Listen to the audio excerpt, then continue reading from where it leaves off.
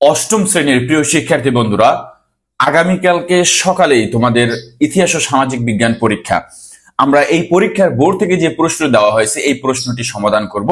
তোমরা খুব মনোযোগ সহকারে শুনবে, কারণ উত্তর সহ আমরা আলোচনা করব। তোমরা যদি এর আগে অন্য কারো ভিডিও দেখে থাকো, তারপরও এই প্রশ্নটি, এই 10-12 মিনিটের ভিডিওটি তুমি মনোযোগ দিয়ে শুনলে, দেখলে অনেক কিছু জানতে পারবে এবং বুঝতে পারবে।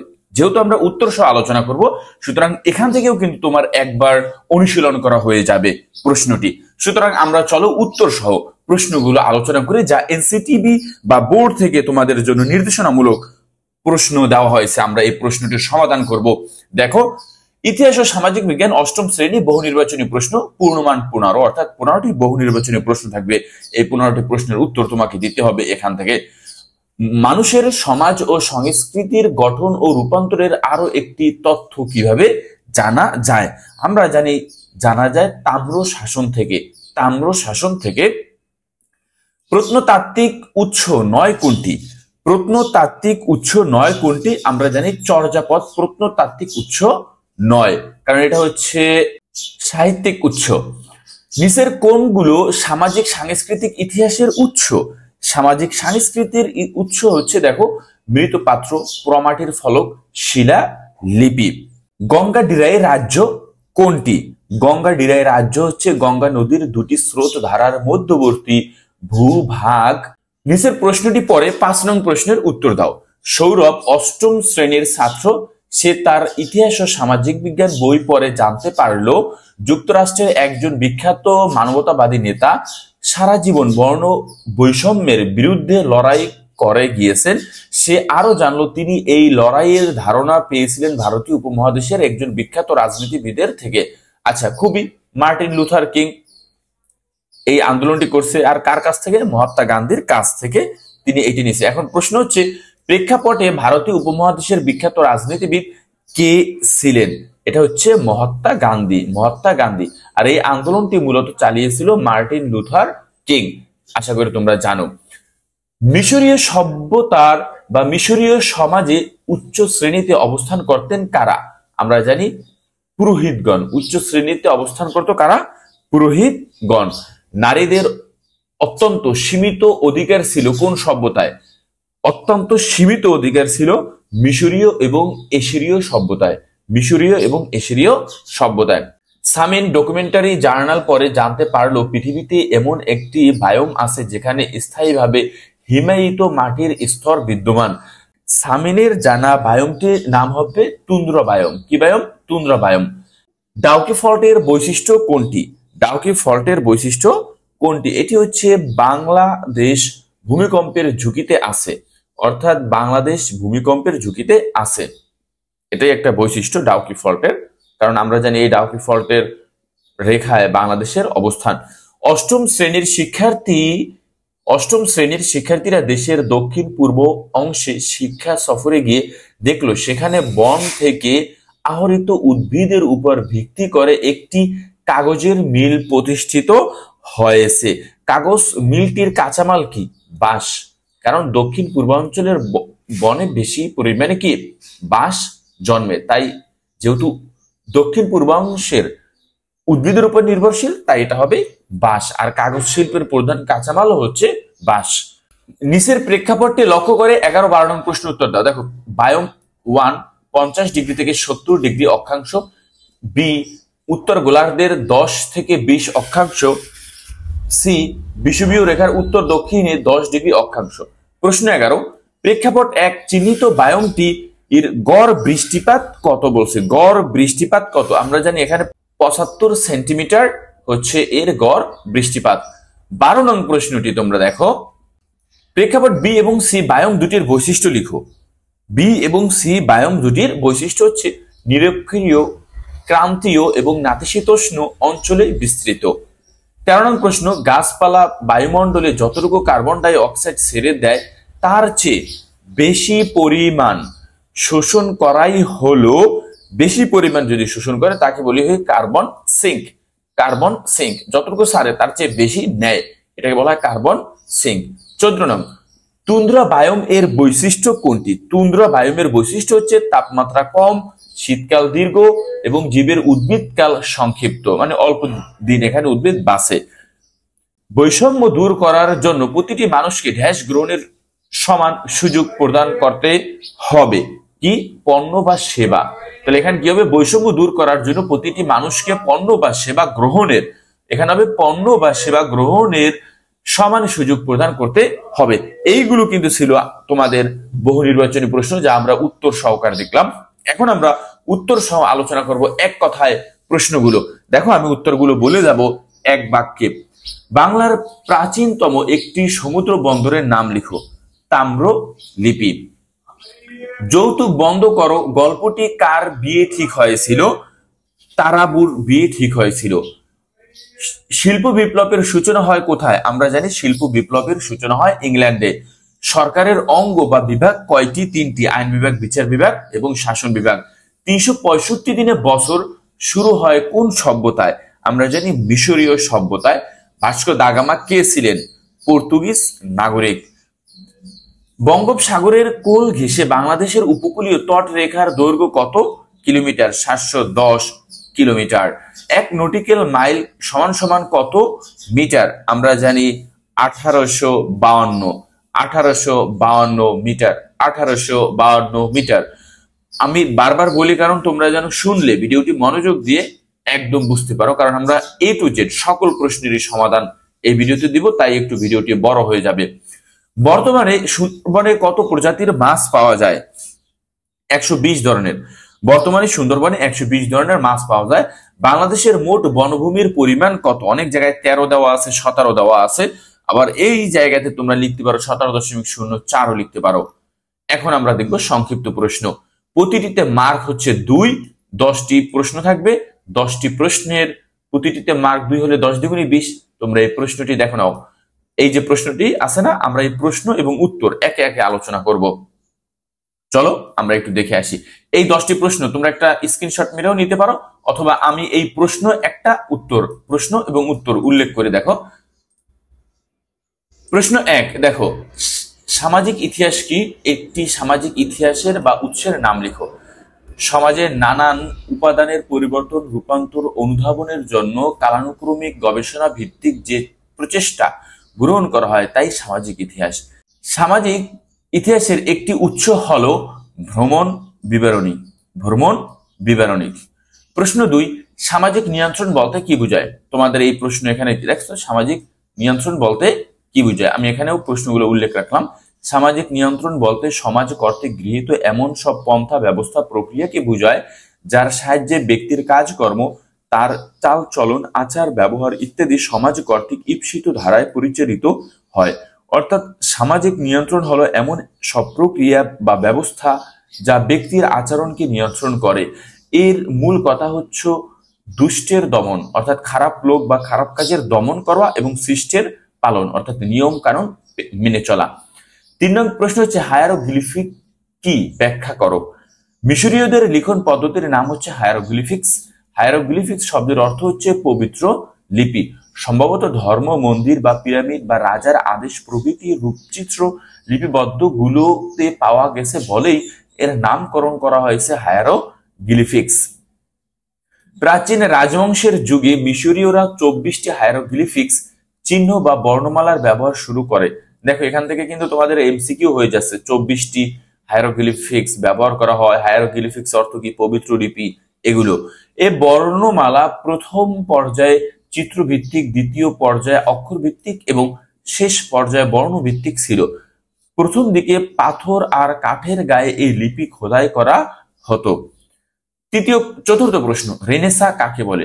রেনেসা বা পুনর্জাগরণ ছিল পঞ্চদশ ও ষোড়শ শতাব্দীতে সংগৃহীত ইউরোপীয় ইতিহাসে মধ্যযুগ থেকে আধুনিক যুগে পদার্পণের মধ্যবর্তী সময়। প্রশ্ন দেখো, বাংলাদেশের উপকূলীয় তটরেখার সুনীল অর্থনীতির অন্তর্ভুক্ত কেন? বাংলাদেশের উপকূলীয় তটরেখা সুনীল অর্থনীতির অন্তর্ভুক্ত কেন? বাংলাদেশের উপকূলীয় অঞ্চল বা সমুদ্র থেকে লম্বালম্বী 200 নটিক্যাল মাইল এলাকা পর্যন্ত বাংলাদেশের একচেটিয়া অর্থনৈতিক অঞ্চল। সাধারণত সমুদ্র উপকূল থেকে দূরবর্তী গভীর সমুদ্র অঞ্চল তেল, প্রাকৃতিক গ্যাস, নবায়নযোগ্য শক্তি যেমন বায়ু, জোয়ারের শক্তি, বায়ু ও জোয়ারের শক্তি গুরুত্বপূর্ণ উৎস। এসব কিছু সুনীল অর্থনীতির একটি সম্ভাবনাময় খাত। তাই বলা যায় বাংলাদেশের উপকূলীয় তটরেখা সুনীল অর্থনীতির অন্তর্ভুক্ত। বাস্তুতন্ত্রের ভারসাম্য রক্ষায় বনভূমির প্রয়োজন কেন? খুবই গুরুত্বপূর্ণ। বনায়ন আমাদের গ্রিন হাউসের ক্ষতিকর প্রভাব থেকে রক্ষা করে, প্রয়োজনীয় খাদ্যের যোগানের, বাতাসের অক্সিজেনের সরবরাহ করে, বায়ুর হাত থেকে কার্বন ডাই অক্সাইড শোষণ করে, পরিবেশে নির্মল রাখে। বনের গাছপালা বায়ু হতে ক্ষতিকর দূষিত বাতাস শোধন করে, জীব জগৎকে রক্ষা করে। তাই বাস্তুতন্ত্রের ভারসাম্য রক্ষায় বনভূমি প্রয়োজন। 7 নং প্রশ্নটি দেখো তোমরা। বাংলাদেশের মধ্যে উত্তর পূর্বাঞ্চলের বনভূমির বর্ণনা দাও। বাংলাদেশের মধ্যে উত্তর পূর্বাঞ্চলের বিশেষ করে টাঙ্গাইল, মধুপুর, গাজীপুর, ময়মনসিংহ, শেরপুর, নেত্রকোনা, সিলেট অঞ্চলে মাস বন দেখা যায়। এটা হবে বন দেখা যায়। এই অঞ্চলে শালবন বেশি থাকে বা দেখা যায় বেশি, বলে এই বনকে শালবন বলা হয়। দিনাজপুর, রংপুর, নওগাঁ জেলাতেও এ বনের সামান্য অংশ দেখতে পাওয়া যায়। বাংলাদেশের চট্টগ্রাম এবং পার্বত্য জেলাসমূহ সাম্প্রতিক বছরগুলোতে কোন ধরনের দুর্যোগের প্রকোপ বৃদ্ধি পেয়েছে? মানে এখানে ভূমিধস। বাংলাদেশের চট্টগ্রাম পার্বত্য জেলাসমূহ, রাঙ্গামাটি, খাগড়াছড়ি, বান্দরবান এলাকাতে সাম্প্রতিক বছরগুলোতে ভূমিধসের প্রকোপ বেড়েছে। এসব এলাকাতে পাহাড়গুলোর মাটিতে বেলে কণার আধিক্য দেখা যায়, ফলে বর্ষা মৌসুমে ভারী বৃষ্টিপাত হলে ভূমিধস দেখা যায়।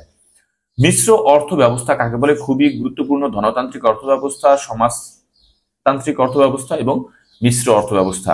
বাংলাদেশে মিশ্র অর্থব্যবস্থা বিদ্যমান, যে অর্থব্যবস্থায় ব্যক্তিগত ও রাষ্ট্রীয় উভয় মালিকানায় বিদ্যমান এবং অর্থনৈতিক কর্মকাণ্ডে ব্যক্তিগত উদ্যোগ বজায় প্রক্রিয়া রাষ্ট্রীয় কেন্দ্রীয় পরিকল্পনার মাধ্যমে পরিচালিত হয়, তাকে মিশ্র অর্থনীতি বলে। এটি পুঁজিবাদী এবং সমাজতান্ত্রিক দুটি অর্থনৈতিক ব্যবস্থারই একটি মিশ্র রূপ।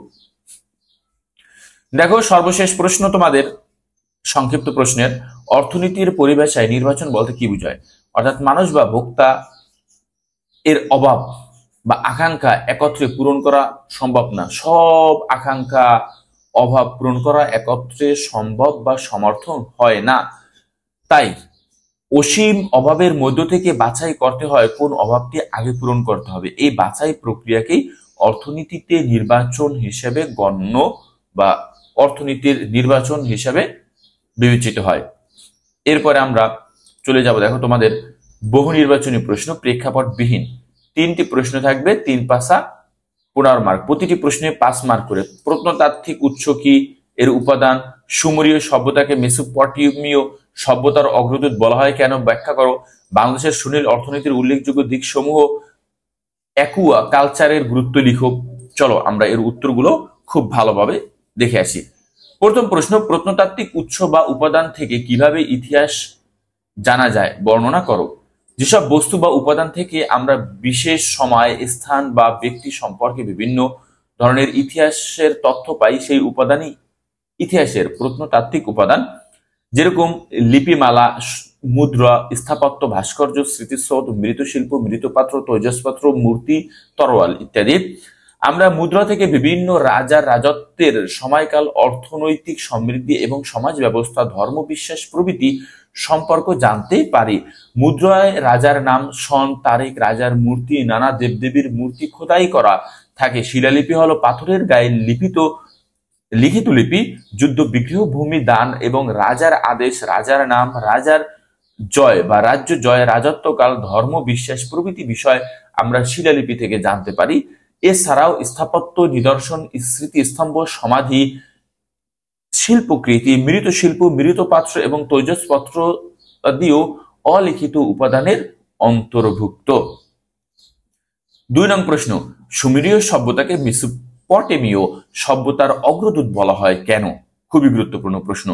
আনুমানিক 4000 সাধারণ পূর্বাব্দ থেকে বর্তমান ইরাকের টাইগ্রিস ইউফ্রেটিস নদীর মধ্যবর্তী অঞ্চলে ধারাবাহিকভাবে কতগুলো নগর সভ্যতার জন্ম হয়েছিল? এগুলোর মধ্যে সুমেরীয়, ব্যাবিলনীয়, এশিরীয়, ফনিশীয়, ক্যালডীয় সভ্যতার নাম উল্লেখযোগ্য। ইতিহাসে এই সভ্যতাগুলোর সমন্বিত নাম হচ্ছে মেসোপটেমীয় সভ্যতা। মেসোপটেমীয় সভ্যতার অগ্রদূত বলা হয় সুমেরীয় সভ্যতাকে। ইতিহাসে তাদের উল্লেখযোগ্য অবদান রয়েছে। 3000 সাধারণ পূর্বাব্দে সুমেরীয়রা কিউনিফর্ম নামক এক ধরনের লিখন পদ্ধতি আবিষ্কার করেন। কাদামাটির নরম প্লেটের উপর সরু কঠিন অগ্রভাগ দিয়ে অক্ষর ফুটিয়ে তোলা হতো, পরে তা রোদে শুকিয়ে আগুনে পুড়িয়ে সংরক্ষণ করা হতো। সুমেরীয়রা ছিল সাহিত্য প্রেমী। আধুনিক 2000 সাধারণ পূর্বাব্দে তারা গিলগামেশ নামে একটি মহাকাব্য রচনা করেছিলেন, খুবই গুরুত্বপূর্ণ। গিলগামেশ কাব্য মহাপ্লাবন এবং সৃষ্টি তত্ত্ব সংক্রান্ত এমন অনেক কিছু তথ্য বলা হয়েছে যা পরবর্তীকালে বিভিন্ন ধর্মগ্রন্থের অন্তর্ভুক্ত হতে দেখা যায়। এর জন্যই বলা হয় সুমেরীয় সভ্যতাকে মেসোপটেমীয় সভ্যতার অগ্রদূত। 3 নং প্রশ্ন, বাংলাদেশের সুনীল অর্থনীতির উল্লেখযোগ্য দিক হিসেবে অ্যাকুয়া কালচারের গুরুত্ব লিখুন। অ্যাকুয়া কালচার, যা মৎস্য চাষ নামে পরিচিত, নিম্নে নিয়ন্ত্রিত জলজ পরিবেশে মাছ, জেলফিশ, জলজ উদ্ভিদ চাষের সঙ্গে এটি সম্পর্কীয়। এটি সিফুডের একটি গুরুত্বপূর্ণ উৎস এবং প্রোটিনের ক্রমবর্ধমান চাহিদা মেটাতে সাহায্য করে। বাংলাদেশের সুনীল অর্থনীতির একটি উল্লেখযোগ্য দিক হচ্ছে মাছ চাষ। পুকুর, ঘের, উপকূলীয় এলাকায় কৃষি জমিতে বাঁধ দিয়ে সমুদ্রের পানি ধরে রেখে বিভিন্ন প্রজাতির মাছ, কাঁকড়া, বাগদা, চিংড়ি চাষের মাধ্যমে দেশে অ্যাকুয়া কালচার উল্লেখযোগ্য। অভ্যন্তরীণ চাহিদা মেটাতে, রপ্তানি আয় বাড়াতে, প্রাকৃতিক মাছের মজুদের উপর চাপ কমাতে অ্যাকুয়া কালচারের অবদান রাখছে। তাই বাংলাদেশের সুনীল অর্থনীতিতে অ্যাকুয়া কালচারের গুরুত্ব অপরিসীম। এইভাবে তোমরা শেষের বর্ণনাটা দিবে। এরপরে আমরা দেখো রচনামূলক প্রশ্ন। কতে থাকবে 3 মার্ক এবং খতে থাকবে 5 মার্ক, মোট 8 মার্ক। 5টি প্রশ্নের উত্তর দিতে হবে, তার মানে 5 8 40 মার্ক।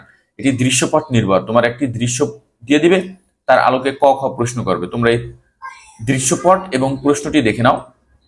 এই হচ্ছে দৃশ্যপট এবং এই হচ্ছে প্রশ্ন 2। আমরা এর উত্তর সহ আলোচনা করবো এখন, উত্তর সহ। এবং প্রশ্ন 3 এবং উত্তর, এই হচ্ছে প্রশ্ন 3। এই হচ্ছে প্রশ্ন 4, দৃশ্যপট এবং প্রশ্ন সহ। এই প্রশ্ন উদ্দীপক এবং প্রশ্ন সহ, এটি হচ্ছে 5।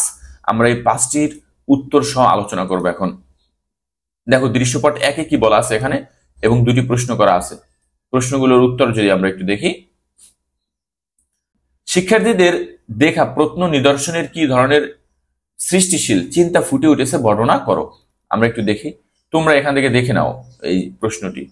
ক নং প্রশ্ন উত্তর এটি। আমি দীর্ঘায়িত করব না ভিডিও, তোমরা একটু ভিডিওটি পুশ করে দেখে নাও এবং লিখে নাও, তাহলে তোমাদের জন্য ভালো হবে। এটি হচ্ছে খ নং প্রশ্নের উত্তর। 1 নং সৃজনশীলের।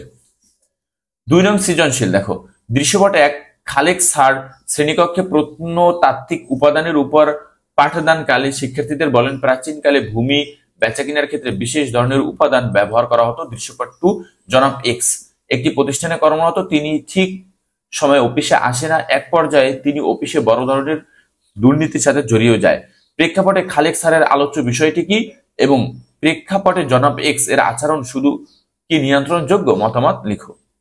এই হচ্ছে খালেক স্যারের প্রত্নতাত্ত্বিক নিদর্শন, যা তাম্র শাসন লিপি সাথে জড়িত। সুতরাং তোমাকে তাম্র শাসন নিয়ে আলোচনা করতে হবে, যা এখানে আমি আলোচনা করে দিছি। আর জনাব এক্স তিনি ঠিক মতো অফিসে আসেন না এবং দুর্নীতির সাথে জড়িয়ে যায়। তার আচরণ কিভাবে পরিবর্তন করা যায় তা সম্পর্কে এখানে বিস্তারিত আলোচনা করা হয়েছে। দেখো তোমরা এক নজরে একটু রিডিং করে নাও। প্রশ্ন 3, পর্যটক এক্স একটি ধর্ম সম্পর্কে জ্ঞান লাভের জন্য, পি হচ্ছে অষ্টাদশ শতকের মধ্যভাগ, কিউ হচ্ছে গত শতকের শেষ দিক। প্রশ্ন হচ্ছে প্রেক্ষাপট 1, উল্লেখিত পর্যটক বাংলা অঞ্চলের আসার কারণ কি ছিল? ধর্ম বিষয়ক, তাই না? আচ্ছা, তিনি কে ছিল? চীনের একজন পর্যটক। নাম কি ছিল? ফাইয়েন শাং নাকি? তোমরা এখান থেকে দেখে নাও উত্তরটি খুব ভালোভাবে। এখানে উল্লেখ করা আছে ক। এটা হচ্ছে তোমাদের খ নং প্রশ্ন, এর বাকি অংশে। যা প্রেক্ষাপট 2 হচ্ছে বিপ্লব দ্বারা শিল্প বিপ্লবের কথা বোঝানো হয়েছে, যা চতুর্থ শিল্প বিপ্লব নামে পরিচিত বা বোঝানো হয়েছে, যা গোটা বিশ্বকে একটি গ্রামে পরিণত করেছে। চতুর্থ শিল্পের প্রধান উদ্দেশ্য বা প্রধান আবিষ্কার হচ্ছে বিশ্বকে গ্রামে রূপান্তর করা, যেরকম হাতের মুঠোয় নিয়ে আসা। 4 নং প্রেক্ষাপট, এটা হচ্ছে 4 নং প্রেক্ষাপট 1, 2 এর ক এবং খ প্রশ্ন এবং উত্তর। এই হচ্ছে ক এর উত্তর, তোমরা একটু পড়তে থাকো ক এর উত্তরটা, এবং এটি হচ্ছে খ এর উত্তর 4 নং প্রশ্নের। তোমাদের 5টি প্রশ্ন থাকবে, 5 8 40 মার্ক, কতে থাকবে 3 এবং খতে থাকবে 5 মার্ক। অবশ্যই তোমার 1.5 থেকে 2 পৃষ্ঠা লিখতে হবে। সর্বশেষ প্রশ্ন 5 নং, দেখো 1 বায়োমের বৈশিষ্ট্য প্রচুর বৃষ্টিপাত হয়, পৃথিবীর ফুসফুস বলা হয়, তাই না? আমাজন বলের কথা বলা হয়েছে। কম বৃষ্টিপাত, স্থায়ী, কম জলাধার। অর্থাৎ উল্লেখিত বি বায়োমটি এর উদ্ভিদের মধ্যে তুলনামূলক সাদৃশ্য বৈসাদৃশ্য বি বায়োম বলছে, তাই না? আচ্ছা, বি বায়োমটি নিরক্ষীয় ক্রান্তীয় চিরহরিৎ বনাঞ্চলের, যা বি বায়োম সম্পর্কে কম বৃষ্টিপাত এবং স্থায়ীভাবে জলাধার নেই, যা মরুভূমি বায়োমকে নির্দেশ করে। ও, জলাধার নেই, স্থায়ী কোনো জলাধার নেই, তার মানে এটা মরুভূমি, তুন্দ্র হবে না। তার মানে এ হচ্ছে ক, অর্থাৎ মরুভূমির বৈশিষ্ট্য। ক নং প্রশ্নের উত্তর। আমরা খ নং প্রশ্ন দেখব। প্রেক্ষাপটে ফয়সালের সিদ্ধান্ত অর্থনীতির কেন্দ্রীয় সমস্যার সমাধান করো। এই যে অর্থনীতির অঙ্কটি তোমরা খুব ভালোভাবে পড়বে, কারণ অঙ্ক আসলে অঙ্ক প্রশ্নের সমাধান করার চেষ্টা করবা, যাতে 5 মার্কে 5ই পাবা, 1 মার্কও কাটবে না। অন্যথায় কিন্তু তোমার টিচার চাইলে হাফ বা 1 মার্ক রেখে দিতে পারেন তার হাতে। আমরা কিন্তু এখন এই 8ম শ্রেণীর ইতিহাস ও সামাজিক বিজ্ঞান বইয়ের বোর্ড থেকে যে নমুনা প্রশ্ন দেওয়া হয়েছে, আসল প্রশ্ন মূলত তোমার স্কুল থেকেই করে, নমুনা প্রশ্ন দেওয়া হয়েছে। আমরা এইভাবে নমুনা প্রশ্নগুলো কেন তোমাদের মাঝে তুলে ধরি, কারণ হচ্ছে তোমরা এইগুলো যখন দেখবে, শুনবে, তখন তোমাদের জন্য কিন্তু অনেক অনেক ভালো কাজ করবে পরীক্ষার হলগুলোতে। এর জন্য আমরা মূলত এই প্রশ্নগুলো তুলে ধরি। তোমরা এরকম ভাবে সমাধান পেতে জয়স লাইব্রেরিটি শেয়ার করে রাখতে পারো। আজকে এখন এখানেই শেষ করছি, পরবর্তী আগামীকালকের পরীক্ষার প্রশ্নে তোমাদের সাথে আবার কথা হবে।